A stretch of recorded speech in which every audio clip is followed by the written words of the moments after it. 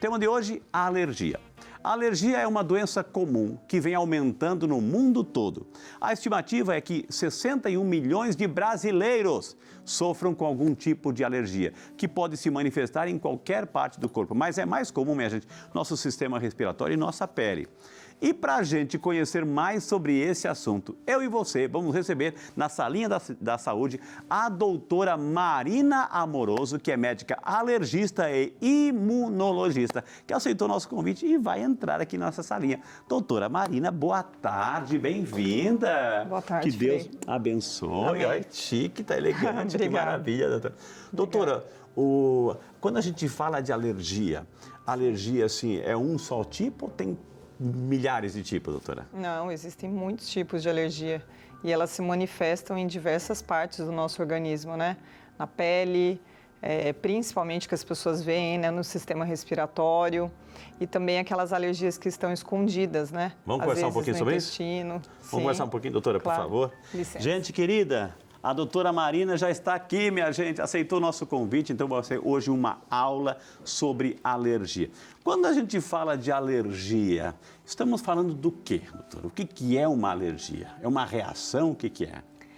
A alergia é como se fosse uma hiperreação do nosso sistema imunológico. É um exagero, digamos assim? Ele responde de uma maneira exacerbada a alguma coisa que para cada indivíduo, ele acredita que seja um corpo estranho, algo diferente que ele não aceita.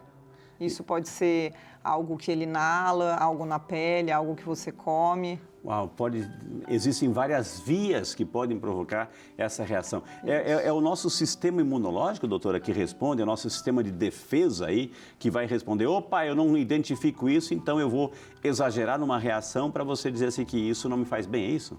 Exatamente. Na verdade, as alergias, elas vêm através de uma carga genética. Então, normalmente, a gente tem algo no nosso DNA que veio através, né, dos nossos pais, transmitiram para nós. Então, é hereditária também? Isso, hereditária. Existem algumas alergias que podem aparecer por uma mutação esporádica, algo assim. Mas, geralmente, é algo hereditário.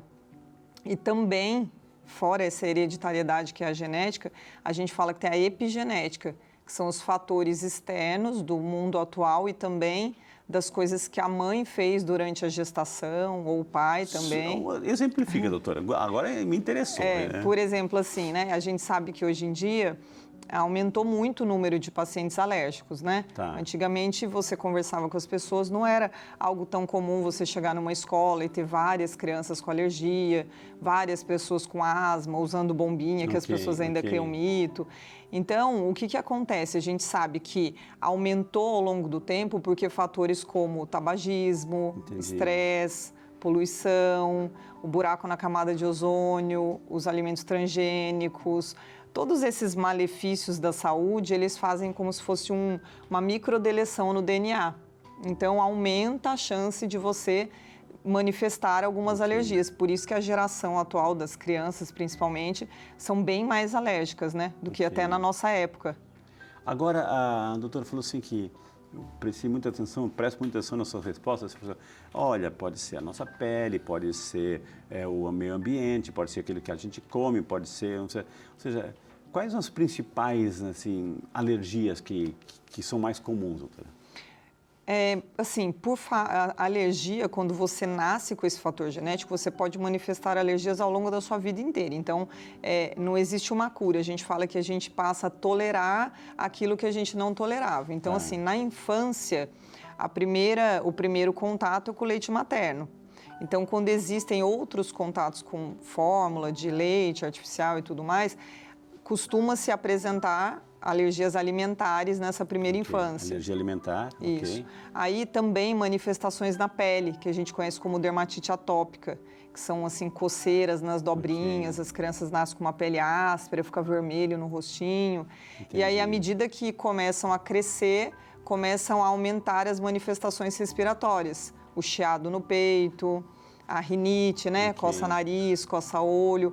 E na vida adulta, você pode também vir a ter alergias alimentares, mas não são alimentos comuns como os da infância. Leite e ovo, que são os mais comuns. Você pode ter, por exemplo, uma alergia esporádica depois de adulto, alergia a camarão, alergia a amendoim, São coisas mais pontuais, específicas, alergia a medicamentos, entendeu? A gente está mostrando aqui, eu estou prestando atenção também aqui, um videozinho assim, aquilo ali pode ser uma reação alérgica, doutora, na pele aí, doutora. Ela uma pode típica urticária. Assim. Ok, uma urticária chega a criar essas bolinhas, essas feridinhas. A pessoa vai coçar, às vezes abre feridinha, entra bactéria e aí começa o pesadelo, doutora.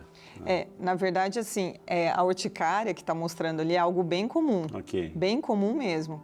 Ela é como se fosse um inchaço na parte superficial aqui da pele. E a urticária, quando ela aparece em criança, normalmente ela está associada a algum quadro infeccioso. Uma infecção, é o que a gente fala como de virose, né?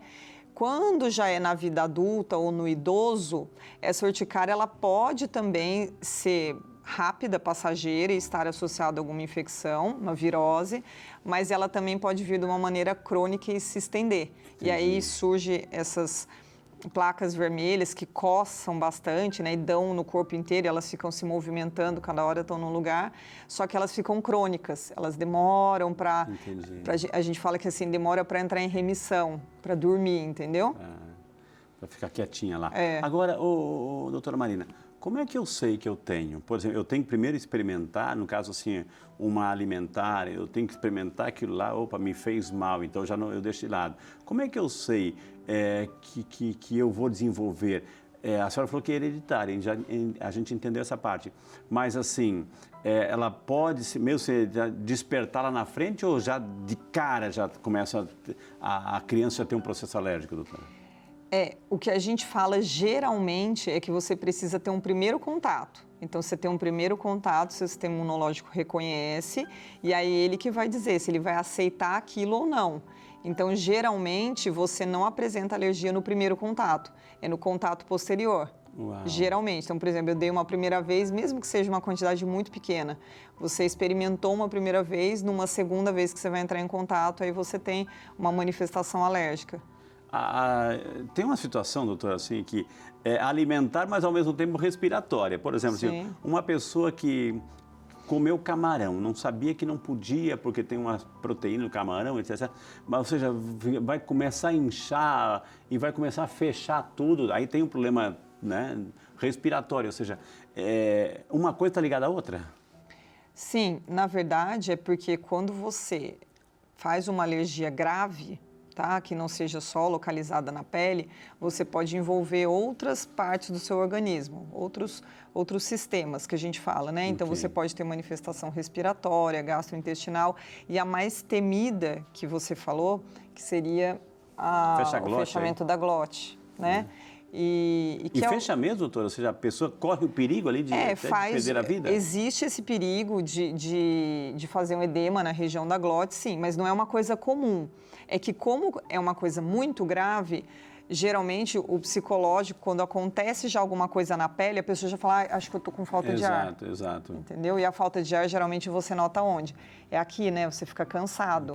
A frequência respiratória aumenta. Normalmente, essa sensação ruim é porque você fica muito nervoso, né?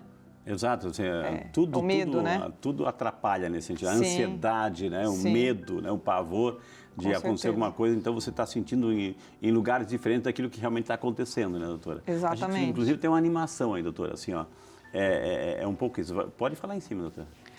Está mostrando ali, a gente fala que é a árvore brônquica, né? O pulmão é como se fosse uma árvore, só que você imagina ela de ponta cabeça. E aí, os galhos mais novinhos da árvore, eles ficam na periferia, né? As folhinhas novas. Então, no nosso pulmão também. Você vê que os bronquíolos, que são as partes mais fininhas por onde passa o ar, eles estão na periferia. Então, quando você tem um processo alérgico ou um processo infeccioso, o primeiro lugar onde vai inflamar, onde vai reconhecer e vai inflamar, é mais ali na periferia. E a hora que inflama, quando você cutuca o dedo, não incha, ali também é como se inchasse, né? Um edema. E aí fica difícil de passar o ar. E aí tem que passar por aquele galinho fininho. E daí a hora que você começa a fazer o esforço para passar o ar.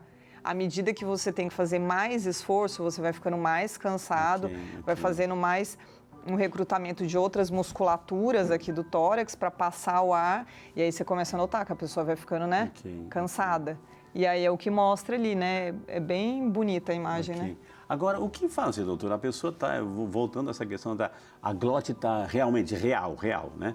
Ela está fechando, está esse edema, esse inchaço ali fechando. O que fazer nesse momento? Assim, a pessoa entra em desespero, está se apertando, está faltando a respiração. O que a família pode ajudar ali, doutora? Precisa ir ao pronto-socorro. Se chegar a esse ponto de realmente sentir não está passando um engasgo ali, um fechamento, ou começar a notar... Porque, assim, quando você tem sintomas só na pele, normalmente, se você tiver um antialérgico em casa, um corticóide, uma boa orientação do médico que já acompanha, você vai saber como agir. A gente chama até de plano de ação. Você tem um planinho. Então, assim, se você tem sintomas mais leves, você pode tomar frente de tomar algumas medicações que vão conter aquele processo alérgico. Mas quando isso evolui, ou já imediatamente já aparece de uma forma mais grave, como um fechamento de glote, precisa ir ao pronto-socorro para receber medicação adequada, que seria a adrenalina. Aí, recuperou, voltou ao normal e aquele produto que ingeriu, que comeu, tem que riscar da sua vida, é isso? Precisa de uma investigação. Então, assim, você tem uma suspeita forte, e aí, com a suspeita, eu vou investigar. Então, os exames que a gente pede, eles são em cima da suspeita. Você não sai pedindo exames, né, para tudo, porque na alergia é diferente de, por exemplo, gostaria de fazer um check-up quando você vai num cardiologista, que pede diversos exames. Na alergia, a gente não sai pedindo tudo. Principalmente se o paciente já é alérgico, porque existe uma pequena chance de virem exames positivos para algumas coisas que ele tolera. Então, um exemplo, vai e pede um exame que vem positivo para ovo. E aí eu pergunto, o senhor come ovo todos os dias? Ah, como? Então, o exame não tem serventia para mim, entendeu? Você tem uma suspeita e a investigação é em cima da suspeita. A pessoa que já teve assim, um quadro alérgico, doutora, assim, mais grave ou menos grave, ela já fica assim, atenta a tudo, né? A tudo.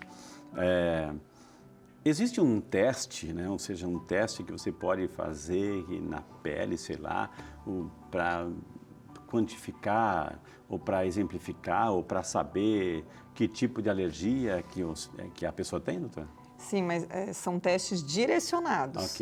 Então, por exemplo, eu tenho sintomas de rinite. Eu coço o nariz, eu coço os olhos, eu fico com o nariz entupido. Então, eu tenho uma suspeita.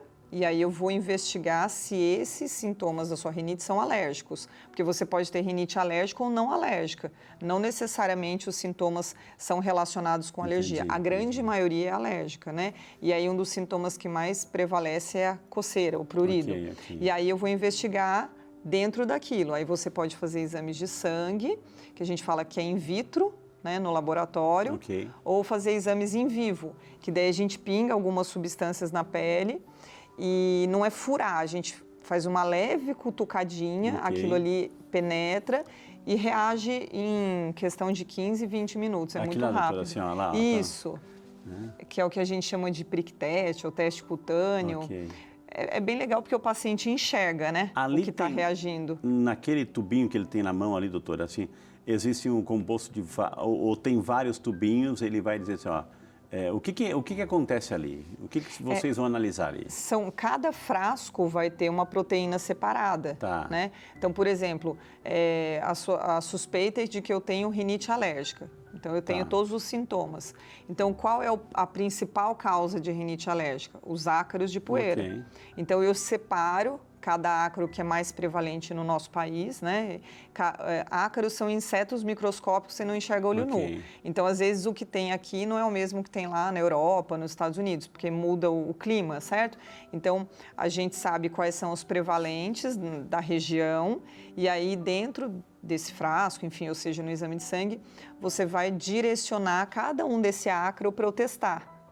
E aí, por que eu vou direcionar? Porque existem tratamentos específicos para cada alergia. Então, por exemplo, se você veio com testes positivos, porque você tem alergia ao pelo de gato, ao pelo de cachorro, a pólen, gramíneas, tem gente que tem alergia a grama, mato, sabe, capim, ou é o ácaro de poeira. Então, cada frasquinho tem o seu componente, a gente testa e direciona o tratamento. porque geralmente as pessoas usam muito remedinho no nariz, né? Ok, claro. E a gente sabe que ele resolve o problema, mas é mais momentâneo, né? A imunoterapia, que seria o foco de descobrir exatamente o que você tem alergia, que o pessoal chamava antigamente de vacinas de alergia, é um tratamento individualizado, é a sua alergia, eu vou estimular você. Tá. Nesse caso aí, doutora, aproveitando o exemplo que a gente está vendo e quem está em casa também está acompanhando, é o mesmo frasquinho que ele tem, ele está pingando, né, ali, porque pode reagir em qualquer parte ali, doutora, como é que é assim? Vai formar uma pápulazinha. E aí, essa pápulazinha, eu tenho um controle de tamanho, que é a histamina, que é uma substância que tem no nosso organismo. Essa histamina é a substância que as nossas células liberam quando encontra, né, o que ela considera que é o alérgeno. E aí, a hora que libera, começa a coçar, começa a inchar, começa a dar falta de ar. E aí, eu pingo ela ali no braço. Então, ela é meu controle positivo. Entendi. E aí, eu vejo o tamanho dela e comparo com o tamanho das pápulas dos outros locais que eu pinguei. Olha que das outras substâncias, né? Isso é um recurso que vocês médicos têm para justamente detectar o tipo de... De grande validade, né? Sim. Bem importante. Mas também dá para fazer esse exame detectando a IgE, que é o anticorpo específico para o ácaro, por exemplo, no exame de sangue. Entendi. Você tem essas duas alternativas e o ideal seria correlacionar elas. E uma vez detectado o tipo de alergia, você tem que evitar ao máximo contato, né? O contato. Aí é um trabalho árduo, né? Nossa! Limpeza da casa, troca de roupas de cama, não ter tapete, cortina, bichos de pelúcia, lavar. E numa família pode só frio. ter uma pessoa, naquela família só ter uma pessoa com alergia, ou pelo fato de ser mais ou menos genético, todos vão sofrer a mesma... Geralmente, os pais também têm, ou o pai ou a mãe, né? Também tem. Só que existem algumas questões, por exemplo, as pessoas se acostumam com os sintomas, né? Vive a vida inteira com o sintoma e acha que é normal ficar com o nariz ruim. E aí faz o recurso de um soro, de um... Muitas vezes usam o que a gente chama de descongestionante nasal, que não é legal usar, né? Porque se torna-se um vício, doutora, nesse sentido assim, não? É uma medicação que ela desentope e depois entope de novo. Aí você vai ter que usar. Desentope, entope de novo, você vai ter que usar. Fica esse círculo aí. E tem também a medicação que você usa no nariz para desentupir, ela tem também um receptorzinho no coração. Então, pode também causar arritmia, entendeu? Entendi. E se você usar muito aqueles descongestionantes nasais, você pode fazer uma rinite de rebote medicamentosa, entendeu? Gente, o que ela quis dizer, gente, ó, presta atenção, assim, ó, nenhum remedinho é inocente, tá, gente? Nenhum remedinho é inocente. Então, cuidado com a automedicação. Eu fiz essa pergunta justamente por causa da automedicação. Tem gente que... E essa questão da repetição. Resolve, mas volta. Resolve, e aí fica nesse ciclo vicioso que amanhã depois pode, né, um remédio, realmente um tratamento mais eficaz, pode não ter muita validade porque a pessoa entrou nesse quadro vicioso, doutora, é isso? Né? Isso mesmo.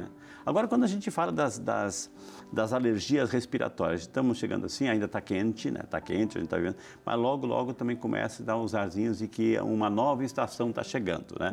E com a nova estação, as temperaturas vão começar aos poucos a baixarem e aí começa quais são os grandes problemas, né, alérgicos quando as temperaturas começam a descer, doutora? É a chegada do outono, que é o grande problema, né? As pessoas acham que as infecções, as alergias, elas pioram no inverno. Eu brinco que o perigo é o outono. Elas vêm antes. Porque a mudança de temperatura, e não só a mudança de temperatura, mas a queda da umidade do ar, porque tende a parar de chover, né? Isso aí é propício para proliferação viral. Assim, em geral, os vírus, eles são sazonais, né? Cada vírus gosta de uma época do ano, com exceção do Covid, que deixou a gente maluco. Mas, em geral, os vírus, eles têm esses períodos do ano que eles se proliferam mais. E os respiratórios, eles gostam do início do outono, entendeu? E as principais alergias respiratórias são? As principais alergias respiratórias são geralmente a asma, que antigamente as pessoas chamavam de bronquite, né? Hoje em dia a gente chama de asma. Aquele chiado, é isso? Que é o chiado no peito, o gatinho miando, né? Que faz aquele barulhinho bem fininho. Lá no sul, doutor, chama apianço. Que parece um apitinho, né? Exato, E que é perigoso, né? Porque você pode ter uma crise grave a ponto de você ficar com muita falta de ar, ir ao hospital, necessitar de oxigênio, enfim. E também, se você nunca teve nada grave, mas você vira e mexe, tem crises e fica com tosse noturna, tosse quando acorda de manhã porque você sai do quarto quente e vai para o lugar mais gelado, né? Isso acontece muito no inverno, né? Você fica no quarto com a porta fechada, no cobertor, e aí você sai para o quarto frio. Essa variação de temperatura faz o broncoespasmo, né? Que fecha os brônquios. Mas fecha porque você já está com ele inflamado, entendeu? Geralmente você não está tratando e aí você tem essa tosse de madrugada, tosse quando acorda, tosse quando começa a correr, ou criança você nota que vai no pula-pula, no parquinho, daí começa a correr, brincar e começa a tossir no meio da brincadeira. É sinal de que está inflamado, às vezes tem um chiadinho ou outro, e aí se você pegar uma infecção viral agora no outono e inverno, aquilo ali pode gerar algo grave, né? Que coisa, gente. Gente, esse é só o começo do nosso programa. No primeiro bloco a gente falou sobre a definição, os principais tipos de alergia. Vamos agora atacar um pouquinho essas alergias respiratórias. O tempo ainda está quente, mas está esfriando. Né? Aí eu vou para o ar-condicionado, saio do ar-condicionado provoca também, desencadeia algum tipo de alergia. Tudo isso e muito mais no próximo bloco, só para você que está acompanhando o nosso Saúde Fé. O assunto de hoje, alergias. Doutora, eu prestei bastante atenção na sua última resposta, outono, inverno, enfim. A gente sabe que é um período também de muitos vírus, enfim, assim. Tem algum vírus novo? Algum vírus desse período que a gente tem que ficar mais atento aí, doutora? Esses vírus respiratórios, eles todos agora nessa época de outono e inverno causam bastante problemas de saúde. Um vírus que atormenta todos os anos os médicos, né, deixam os hospitais lotados, principalmente nas alas infantis, é o vírus sincicial respiratório. Como é que é vírus? Vírus sincicial respiratório. Sincicial. VSR, que a gente chama. Ele causa bronquiolite, que as pessoas geralmente confundem, falam, é bronquiolite ou é bronquite, doutora? É porque a bronquiolite é uma infecção geralmente causada por esse vírus, pode ter outros vírus também, e ela acomete principalmente bebês pequenos, crianças menores de 2 anos e bebês pequenininhos, e também pode causar transtorno para idosos, tá? E aí, nos bebês pequenos, esse vírus inflama o pulmão, deixa os bebês muito cansados, né? A mãe nota, fala, nossa, ele está respirando muito rápido, uma tossinha, respiração rápida, muitas vezes não tem febre, né? Não tem um nariz com muita produção de muco, mas você nota uma tosse, a criança cansada. E não existem tratamentos específicos, porque é um vírus, né? Você tem que dar um suporte respiratório com oxigênio, muitas vezes, para essas crianças. E agora, recentemente, lançou uma vacina contra o vírus sincicial respiratório. Isso que eu ia perguntar, por isso que a preocupação, por isso, assim, que não descuidar o calendário vacinal, doutora. Não Sim, pode. Essa vacina em específico ainda não está liberada, mas está para ser. Né? Já vai chegar para nós no Brasil, já foi liberada pela Anvisa. E além dessa vacina que ainda não chegou, não esquecer da vacina da gripe, né? Isso que eu ia perguntar, ou seja, não passou de moda. Não é porque tinha aquela pandemia lá, de jeito a nenhum. pandemia do Covid, assim, agora passou, então eu tenho que descuidar a vacina da gripe, doutora. Isso faz parte do calendário anual. Anual, porque são vírus que sofrem mutações, né? Eles mudam, então tem vários sorotipos.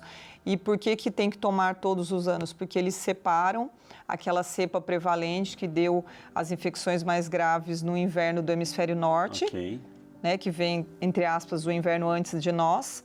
E aí a vacina vem para nós, do hemisfério sul, com as cepas prevalentes. Então, é importante tomar todos os anos, né? Principalmente gestantes, crianças pequenas e idosos. E também pessoas que têm doenças crônicas como asma, alergias respiratórias, tem que ficar sempre atento com essa vacinação. Uma alergia passa para outra pessoa? Ou seja, eu sou alérgico assim, eu vou passar, a pessoa conviveu, está perto, ou seja, uma alergia é contagiosa? Não, isso é uma pergunta interessante. Não é. O que é contagioso são as infecções, né?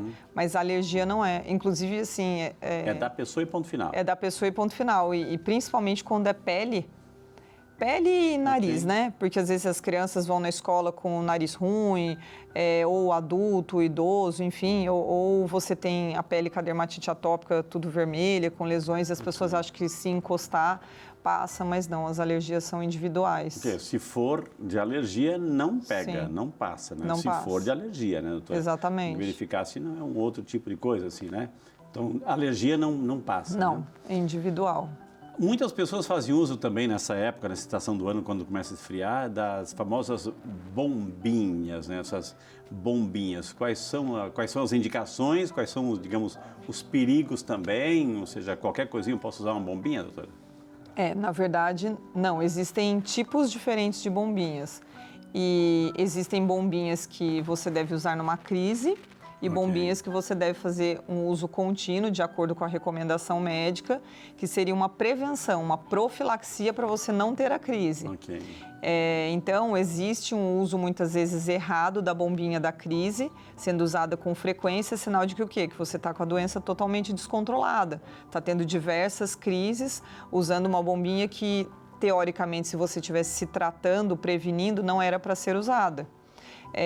E aí existe um mito, né, de que as bombinhas viciam. As bombinhas não viciam, os broncodilatadores de rápida ação, que são usados no pronto-socorro, as pessoas têm em casa, eles aceleram o coração quando você usa, mas é um efeito da medicação controlado, você não vai infartar porque você usou a bombinha. E se você não usar aquela medicação de efeito rápido para abrir suas vias aéreas, aí sim você pode ter que ir a um pronto-socorro com uma crise grave, né? Então, assim, ela não vicia. E as que são usadas de modo contínuo, para prevenção, que são com corticóide inalatório, ou para manter sempre as vias aéreas abertas, elas também não viciam, elas mantêm aquela árvore que eu te mostrei aberta, desinflamada. E se você não usa, você vai ter crises. Uma pessoa pode ter mais de um tipo de alergia, doutora? Ou seja, pode. Eu tenho alergia na pele, tenho alergia respiratória, tenho alergia alimentar, ou seja, eu posso ter um acúmulo de alergia? Pode. E aí? E aí tem que ser tratado individualmente, né? Eu posso ter uma alergia, eu posso ser uma criança com dermatite atópica, uma alergia alimentar e chiar o peito. E aí eu cresço, eu tenho uma rinite alérgica e em um determinado momento eu desenvolvi uma alergia de pele, porque, por exemplo, uso de maquiagem, uso de produtos de cosmética em geral, shampoo, condicionador, desodorante, perfume, entre outras coisas, são produtos químicos, né? Que você põe ali em contato frequente com a sua pele e pode gerar, são alergias tardias que a gente fala, né? Ao longo do tempo, você entrando em contato, gerar essa alergia. É muito comum em adulto, muito comum em idoso, é muito comum em mulher que pinta as unhas, que pinta o cabelo. Então, você pode, por exemplo, ter asma, né? Você está tratando sua asma e aí apareceu uma dermatite de contato em couro cabeludo, região do pescoço, onde usa muito adorno, ou uma reação a algum medicamento. Perfume, doutora, assim, pode até, ou seja... Pode, se você tem essa predisposição, tudo a predisposição conta muito, né? Entendi. Então, se você tem essa predisposição, o uso de um desodorante ou de um perfume diário pode ocasionar... O perfume, as pessoas relacionam muito o cheiro com a parte do nariz, respiração, mas ele tem substâncias do contato com a pele, né? E aí pode desencadear aquelas lesões vermelhas que ficam na região do pescoço e coça, na pálpebra dos olhos, porque muitas vezes coça os olhos com esmalte nas unhas. Então você desenvolve aquela dermatite de pálpebras. Os produtos que você passa no cabelo e na hora do banho eles descem no rosto, caem no corpo inteiro, entendeu? Ou seja, a pessoa tem que se policiar e uma vez que detectou esse tipo de alergia, infelizmente você tem que evitar. Daí você tem que fazer teste para descobrir o que é que desencadeou para você evitar. Porque se você ficar usando, vai ficar exacerbando. E essa recorrência, o que pode ocasionar? Ou seja, a pessoa, poxa, ela sabe que isso faz mal, mas ela usa, o que pode essa repetição do uso daquele produto que desencadeia uma alergia, o que pode, causar uma As lesões ferida? Vão ficando cada vez mais graves. Você nota que muitas vezes ela não aparece próximo do local onde você usa o produto, ela começa a aparecer em locais mais distantes. Então, por exemplo, está relacionado ao uso de bijuteria. E aí você Bijuteria, geralmente, as mulheres usam muito, está relacionada com metal, né? Principalmente o níquel. E aí você acha que sempre vai ficar perto de onde você coloca, né? Tá aqui no brinco, tá aqui no pescoço, tá aqui na pulseira do relógio, no anel. Mas se você começa a usar, primeiro que vai coçar muito, vai começar a fazer muita lesão no local, feridas, porque você vai coçar e vai machucar. E podem começar a aparecer lesões longe do lugar onde você usa. Então tem que evitar mesmo. Que é uma reação do próprio sangue que jogou para lá porque... para jogar mais distante do corpo, do local onde está sendo usado o produto, doutora? Mais ou menos. É porque, assim, as células da imunidade, elas circulam, né, pelo sangue todo. Então, passa não só a ficar localizado, mas vai para outros lugares. E aí, a pessoa está tendo uma crise alérgica. Tem lá o tratamento para sair daquela crise, para remediar aquela crise ali. Uma vez que passou a crise, ou seja, eu não posso descobrir, tratar e fazer essa prevenção para não chegar de novo a outra crise, doutora? Sim, em todas as alergias a gente tem diversas maneiras de prevenção, né? Começando pela pele, por exemplo, a troca do material, da substância que você sabe que você foi sensibilizado. Isso numa dermatite de contato, né? O próprio nome fala, né? Uma inflamação da pele por um contato com alguma substância. Na dermatite atópica, é a questão em que você tem que fazer uma hidratação intensa da pele, tá sempre fazendo um tratamento de manutenção nos locais onde sempre reaparece, porque a dermatite atópica é aquela que o paciente... geralmente ele sabe que tem, porque ela vai e volta sempre no mesmo local. E ela geralmente é localizada nas dobras e é uma coceira muito intensa que piora à noite, então prejudica muito o sono, prejudica muito a qualidade de vida. Então, se a pessoa não manter um controle de banho, uma hidratação correta, uso de medicações corretas, não aguenta de coceira, a pessoa não consegue sair para trabalhar, para estudar. A respiratória a gente falou, né, do uso das bombinhas, a rinite a gente também comentou que além do uso de medicações corretas, também a questão da gente poder buscar uma imunoterapia. As alergias, elas têm uma prevenção em geral. Voltando a essa questão da respiratória, a gente usou muito e foi recomendado. Aliás, que uma das grandes lições que a gente aprendeu dessa pandemia do Covid foi justamente a proteção da máscara, enfim. Oxalá também as pessoas que estão lá com gripe, está com esse quadro de resfriado, gripe, acho que é em questão de também se proteger e proteger o outro, usar uma máscara enquanto está ali em tratamento. Acho que foi uma grande lição, que a gente não fazia isso, doutora. A gente não fazia isso. Eu acho que essa Covid, né, essa desgraça veio também nos trazer algumas lições de vida. Agora, num quadro de alergia respiratória, a máscara também ajuda, não? Eu acho que no caso da alergia, não. Mas se você estiver tendo infecções recorrentes, vale a pena fazer uma avaliação da sua imunidade para ver por que de infecções estão recorrentes. E a máscara é mais nesse sentido, você usar pensando no próximo, né? Claro. Porque se uma pessoa que tem uma alergia, como uma asma, rinite, pegar a sua infecção, provavelmente ela vai ter um quadro muito mais exacerbado do que o seu se você não é alérgico. Entendeu? Então, assim, pensar no próximo, porque quem tem alergia vai sofrer um pouco mais, principalmente se não trata, se ela não está controlada. E essa questão do uso de máscaras, atualmente não está sendo mais feito uso em geral, mas lembrar que vai visitar alguém, um idoso, uma gestante, principalmente um bebê pequeno que acabou de nascer, não vai visitar com o nariz entupido, escorrendo, ou teve uma dor de garganta ontem à noite, mas hoje de manhã passou. Vai tossir no quarto ou lá, vai no com berço, uma máscara que... cheirando cigarro, Deus me livre. Nossa, cigarro também, terrível. Cigarro, ele não causa, ele não é propriamente uma causa de alergia, mas ele exacerba, né, tudo, né? A fumaça dele é um fator para exacerbar a asma, para exacerbar a rinite. A pessoa sente que está vindo um quadro de alergia? Sente, ela já intui, já começou. Ela sente, doutora? Ela que já sofreu mais de uma vez? Sente, já eles sente que está vindo? Sentem. Quem tem asma sente que a respiração começa a ficar mais cansada. Quem tem rinite, então... Porque, assim, a rinite tem, geralmente, os sintomas muito rápidos, né?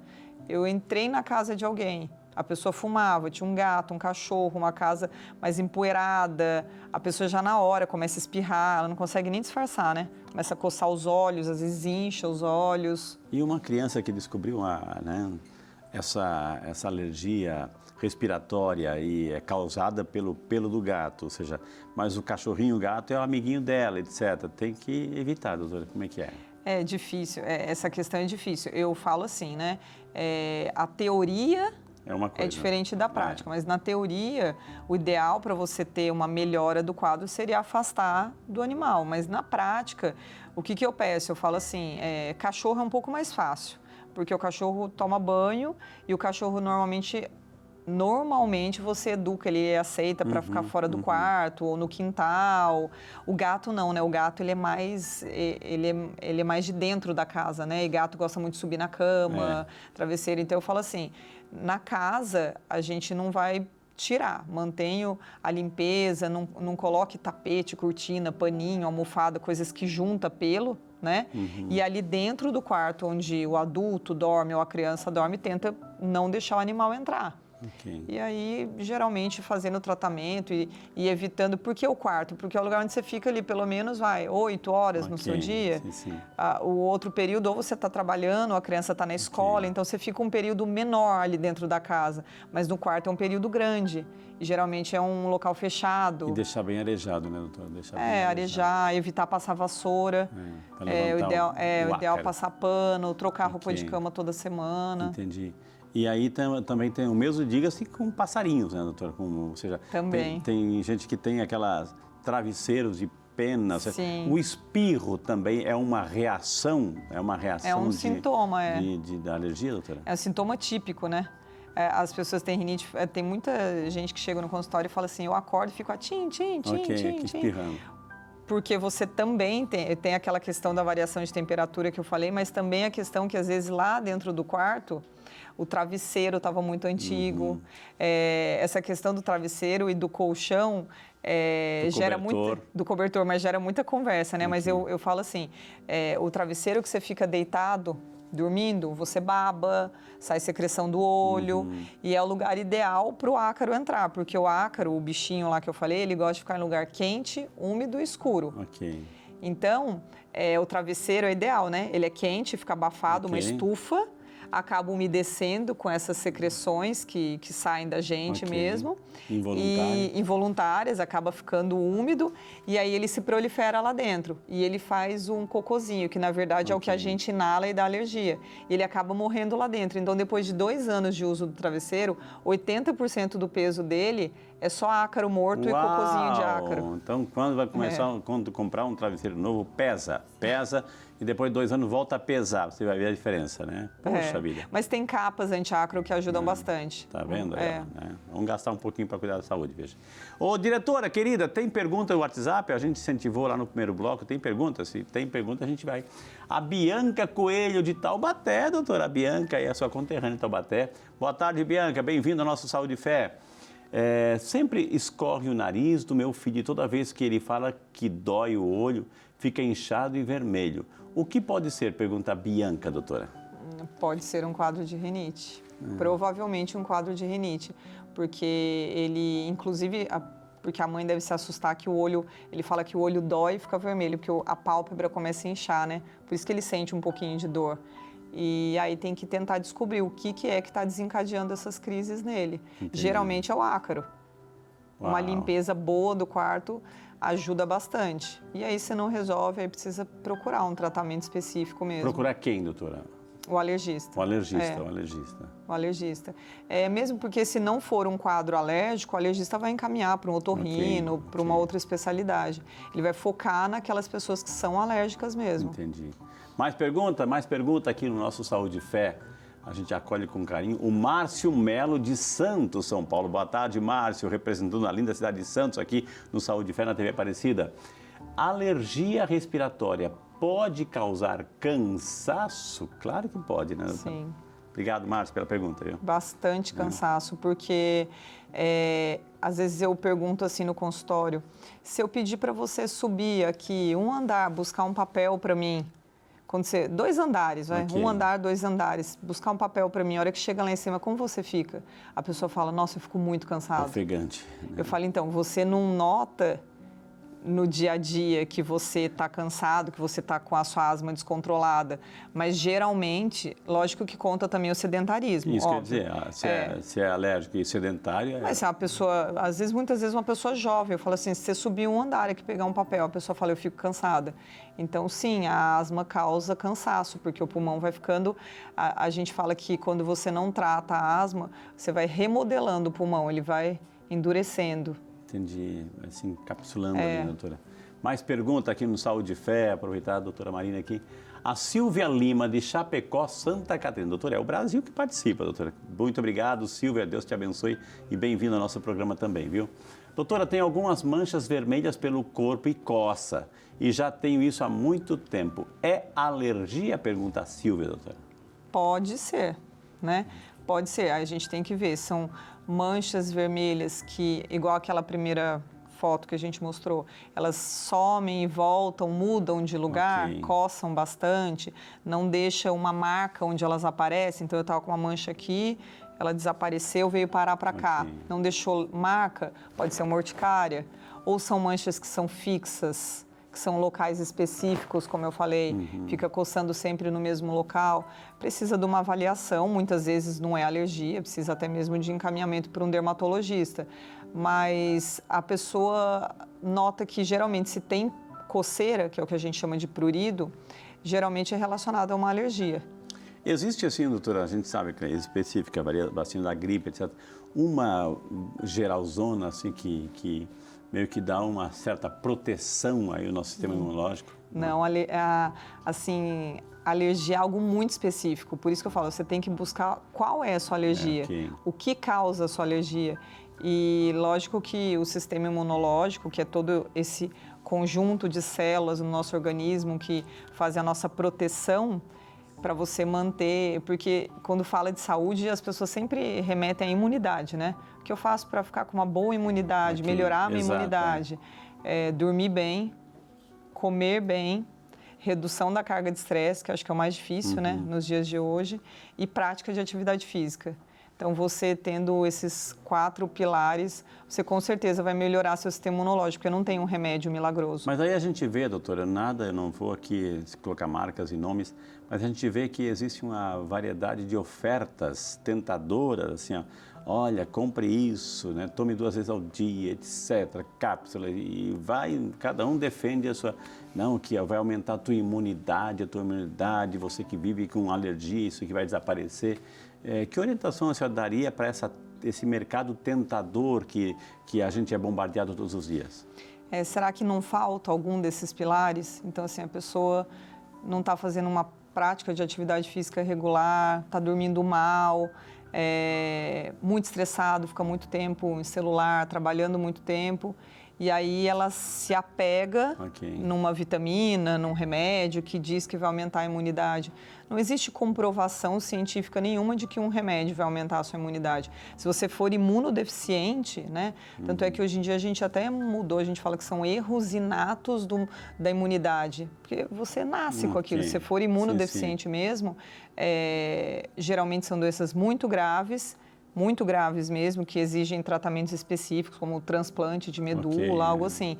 Então, assim, em geral, imunodeficiência é muito raro, né? São doenças raras.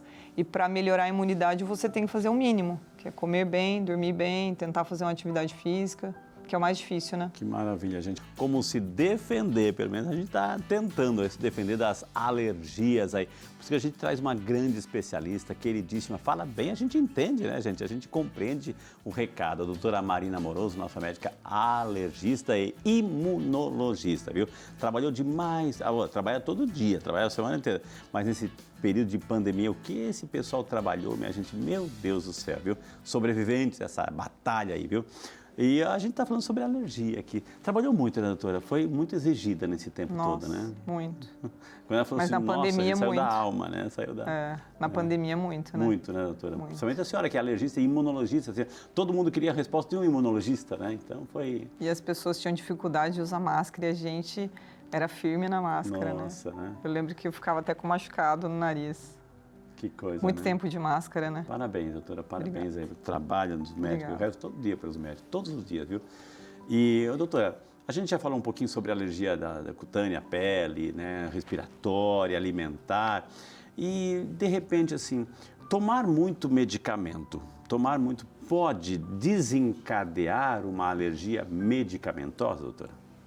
Como é que é? As pessoas no Brasil têm muita facilidade em comprar medicamentos, Poxa né? vida. É só no Brasil ou isso é... Eu acho que lá fora é um pouco mais controlado. Ok. Você não consegue comprar com tanta facilidade, por exemplo, corticoide. Ok. O corticoide ele é bastante usado em todas as alergias. A bombinha da asma é corticoide, a pomada da dermatite atópica é corticoide, o remédio do nariz é corticoide, mas você precisa usar com cautela. O que o excesso de corticoide faz no corpo? Nossa, muitos danos, muitos. Em criança, se você não usa de maneira adequada, você pode, assim, em longo prazo, usando, por exemplo, muito tempo, a gente sabe que pode diminuir a estatura final de uma criança.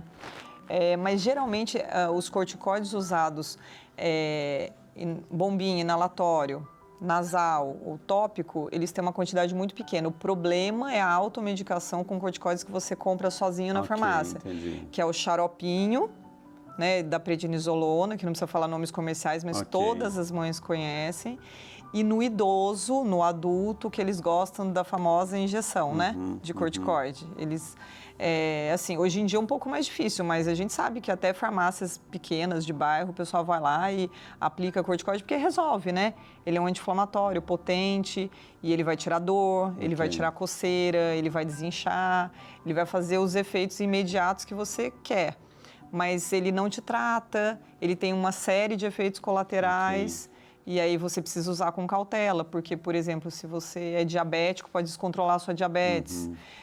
Se você, enfim, tem qualquer doença de base, alguma doença crônica que você trata, o corticoide pode atrapalhar no tratamento da doença.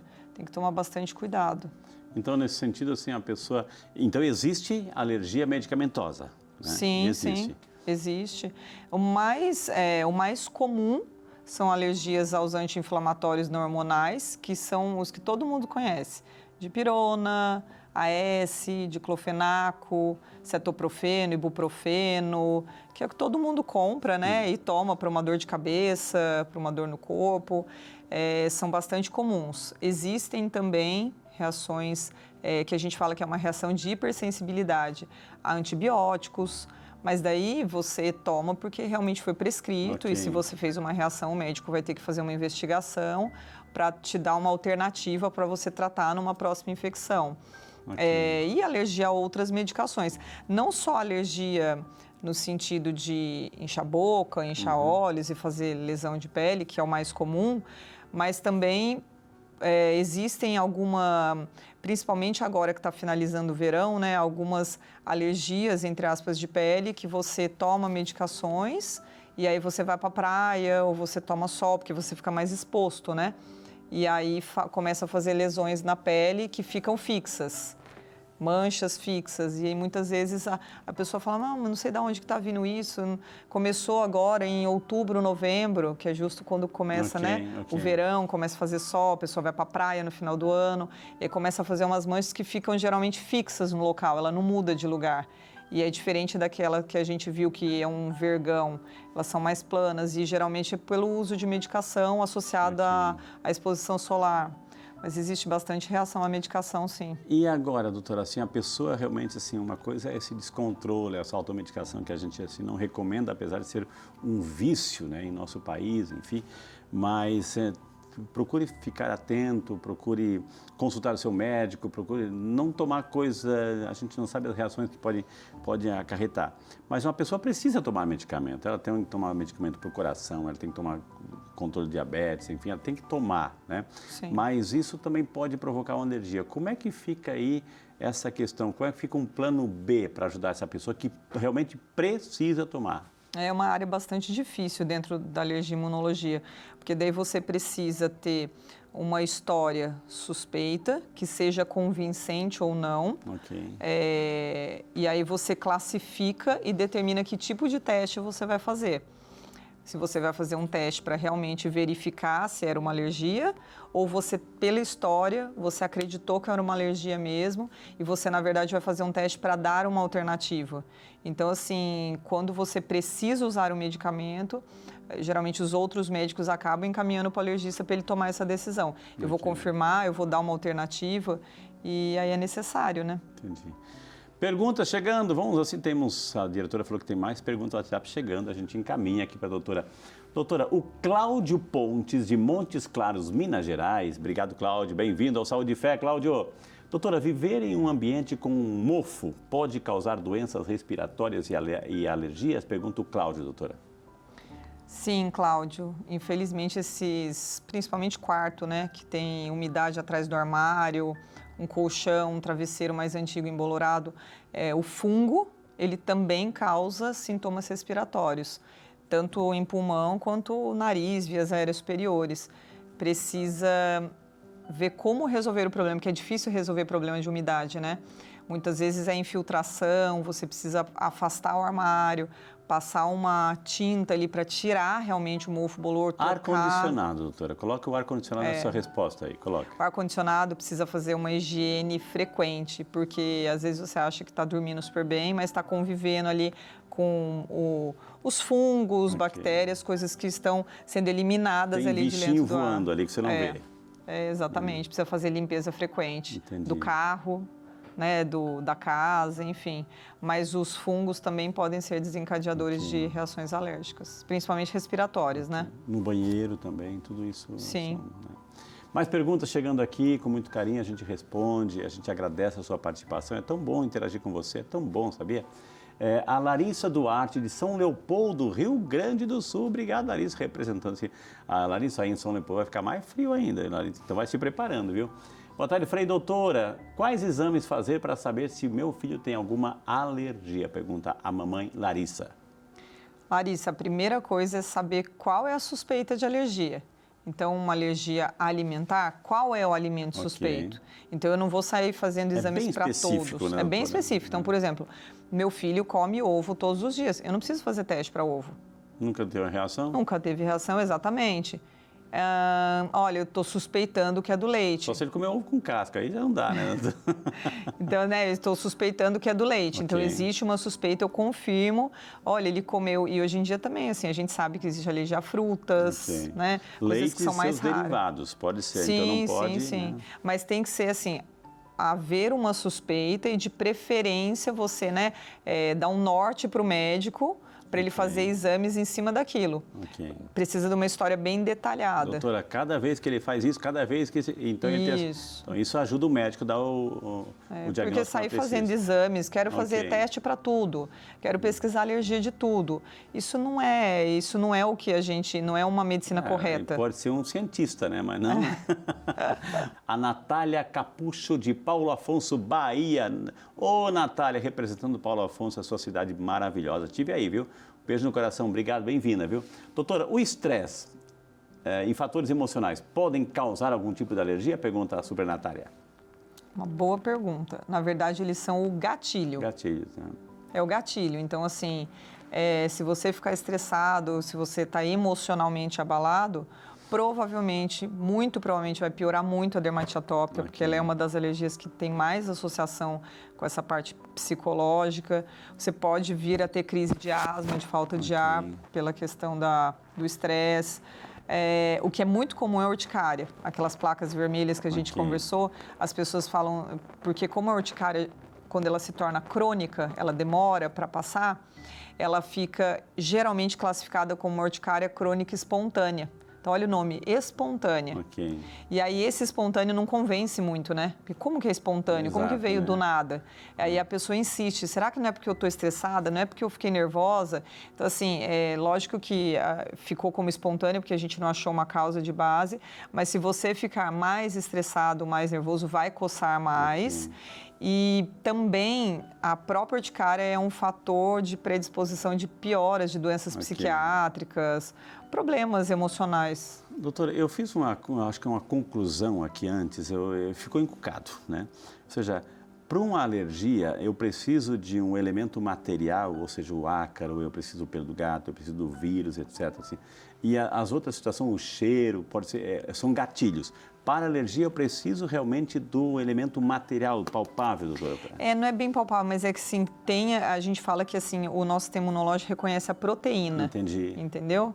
Então, é a proteína do ácaro, é a proteína de algo palpável, de algo do alimento, sim. Entendi. É que existem várias respostas do seu sistema imunológico. O sistema imunológico é muito inteligente, né? Entendi. Eu brinco que é como se fosse um exército, o sistema imunológico. Então, você tem os anticorpos, que são vários soldados, que são a linha de frente. E aí você precisa de alguém para mandar nos soldados, que são células mais inteligentes, que são os linfócitos. E aí precisa de um equilíbrio entre eles, né? Você não vai ganhar guerra com meia dúzia de soldados. Tem um pouquinho aqui, tem muito lá, opa, vem para cá, né? Exatamente, então eu preciso ter anticorpos potentes ali que saibam fazer uma resposta inteligente, né? Que façam memória, enfim. Quando não se tem a doença autoimune, doutor, que o próprio soldadinho se briga entre eles, assim, né? Bem isso. Mais perguntas aqui, tem uma pergunta, a Gladys França, de Sapucaia, Rio de Janeiro. Obrigado, Gladys. Boa tarde, bem-vindo ao Saúde e Fé. Que bom que a TV Aparecida faz parte da sua rotina, principalmente nesse final de semana, viu, Gladys? Olá, Frei, doutora. Minha bebê de 7 meses está com manchas vermelhas na bochecha. O que pode ser? Pergunta a Gladys, doutora.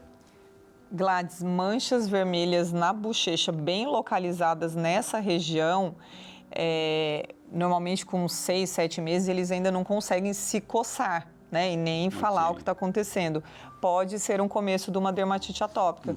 Você nota que é uma pelezinha mais seca. Aquela doença equilosante? Não, isso é bem mais grave. É outra coisa. É outra coisa. Porque também deixa, né, isso, doutora? Sim, mas é bem diferente. Mas a dermatite atópica fica realmente, o bebê nota que fica com a bochechinha vermelha aqui assim. E aí nota que fica uma pele mais áspera. E aí, à medida que a criança for crescendo, ela provavelmente vai ver que isso vai limpar, mas vai começar a aparecer nas dobras. Então, dobra de pescoço, dobra do braço, dobra do joelho. Um bebê pode ter alergia à proteína do leite? E, nesse caso, que plano B que a mamãe tem, doutora, que precisa alimentar? Geralmente a gente estimula a amamentação, né? Em primeiro lugar, em alguns casos... Tem todo o sistema imunológico que está ali funcionando. Isso. Então, primeira coisa é estimular a amamentação. E aí, se realmente houver uma suspeita de alergia à proteína do leite de vaca, a gente pode pensar, em alguns casos, em fazer uma dieta de restrição do leite na dieta materna. Então, a mãe não toma leite, não come queijo, não come manteiga, requeijão, enfim. E aí, ela está protegendo ali o filho dela.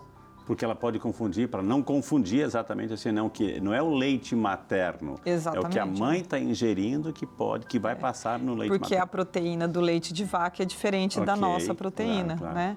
E aí você fazendo essa dieta de restrição pode funcionar. Em alguns casos que não seja essa a alternativa, esse o tratamento, existem fórmulas especiais que é como se você quebrasse o leite de vaca e transformasse ele em partículas pequenininhas, que fica mais fácil você fazer a digestão e, consequentemente, você melhora a alergia da criança porque está relacionada àquela questão de absorção no intestino, vamos dizer assim. E essas fórmulas especiais, elas, em alguns estados do país, não são todos, elas são dispensadas pelo governo. Algumas situações, a gente já viu até em seriados, filmes, enfim, doutora, assim, que de repente a criança não, vou colocar um exemplo aqui, não pode nem tocar, chegar perto do amendoim, né? Isso pode dar um quadro alérgico. Mas ela vai lá na festinha do coleguinha, etc, lá não tem um amendoim, mas tem um amendoim diluído em outro doce, etc. E aí, é obrigação, digamos assim, da mãe avisar que ele tem alergia ou num descuido, fazer o que nesses momentos, doutora? Na verdade, alergia alimentar é um assunto bem em voga, né? E quando você tem crianças com alergia alimentar que têm o potencial de fazer uma reação grave, existe um dispositivo chamado caneta de adrenalina. E essa caneta de adrenalina, ela salva a vida, porque ela é uma dose da medicação que você pode aplicar em qualquer lugar que você esteja, acontecendo um acidente, que a gente fala que é um escape, né? Então, por exemplo, ela não sabia, ela avisou todo mundo, mas escapou que tinha um docinho, a criança comeu, começou a ter sintomas no meio de uma festa, algo assim. E o tempo é muito importante quando você tem sintomas graves, o tempo de deslocamento até um hospital, enfim, nem todo mundo tem um acesso rápido a um hospital, né? O Brasil é muito grande. Então, nessas pessoas, nessas crianças, adultos que têm um potencial em fazer uma alergia grave, eles devem portar uma caneta de adrenalina. Só que nós aqui no Brasil não produzimos, então a gente tem uma questão de ter que importar essa caneta que vem de fora. E essa caneta, ela tem um custo alto, né? E aí está sendo votado no Congresso por esses dias, essa semana. Qualquer pessoa pode entrar lá para dar seu voto, porque um deputado entrou lá com uma pauta lá para começar a liberar pelo SUS a caneta de adrenalina para os pacientes que têm alergia grave. Liberando assim, essa caneta, eu vou sair de casa, já uso ou espero acontecer para usar? Antes ou depois? Ela é um dispositivo de segurança. A partir do momento que você foi diagnosticado com uma alergia grave e o médico, ele concluiu que você deve portar uma caneta de adrenalina para sua segurança, ele tem que te explicar quando que você vai usar, né? Entendi. E aí você tem um conjunto de sintomas que você classifica como grave. Geralmente, deu mancha na pele, inchou o olho, começou a dar falta de ar. E aí você aplica nessa região da coxa. Geralmente é uma dose só, mas que salva a sua vida e dá tempo de ir até um hospital mais próximo. Chegamos ao final do nosso Saúde e Fé. Hoje falando sobre alergias com a nossa queridíssima doutora Marina Amoroso, nossa médica alergista e imunologista, que deu uma aula hoje para a gente ficar atento a esses quadros, como prevenir, como tratar, como abordar e os cuidados que a gente tem que ter. Doutora Marina, foi um prazer recebê-la, muitíssimo obrigado, boa sorte no seu trabalho. Muito obrigada. Podemos convidá-la para outros programas lá na frente, doutora? Com certeza, eu que agradeço, muito obrigada mesmo. Que Deus abençoe, muito obrigado, parabéns pelo seu trabalho, viu? Obrigada.